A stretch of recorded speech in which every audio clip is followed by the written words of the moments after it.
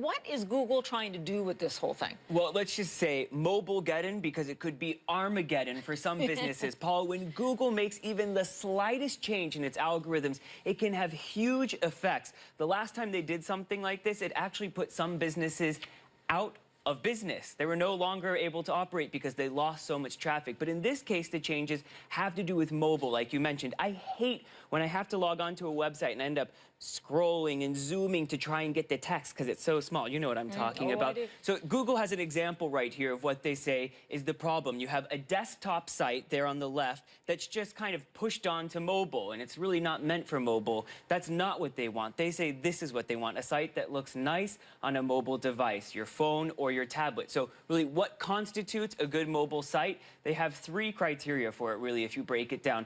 Number 1, they say limited amount of graphics and flash. Flash are those highly designed, beautiful animations that take a long time to load. So they don't want those on mobile. So that's number 1. Number 2, pages that scroll up and down. Think about how you use your mobile device, Paula. Use your thumb to go up and down. No scrolling left and right. That's desktop, and they want mobile.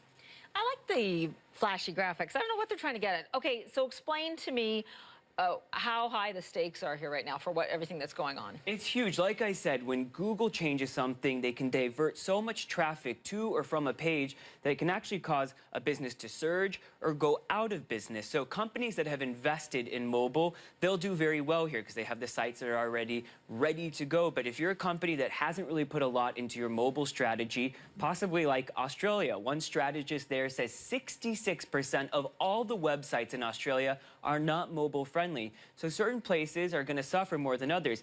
Interestingly, you have places like Africa and Latin America that were late to the internet game, so their sites are already mobile optimized because those societies are more mobile. It's easier to get internet on your devices there than it ever was on desktop. So those places will do very well. But the stakes are very high for a lot of these companies. Okay, so far we've kind of skirted around the controversy here. Let's dive right in. Okay. Samuel, the point is a lot of people accuse Google of really playing God with all this. Why do they get to decide, you know, what comes up on my search? Well, at the end of the day, they want what's best for the user, for us, because like I said, I don't like to have to put my eye up to the phone to try and see the text. I want to see something that looks very good. Now, interestingly, you know they've had a lot of problems with the EU Google. The EU website is not optimized for mobile, so tomorrow Google will be pushing the EU website down the list.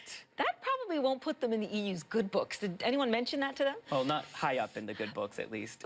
But the point is they want, when does it change? Because obviously they have to reevaluate all these sites, right? Because people will come up with good, maybe it'll, you know, motivate the EU to change. Listen, this is changing tomorrow. Tuesday is when this goes into effect, so they don't have much time, but things can pop back up. If you adjust your site, you can get your site back up at the rakes. If you have a website, go and check who's your host and see if they have something to convert your page from a desktop to a mobile site. A lot of the hosts do have that technology, and it can be very easy to change.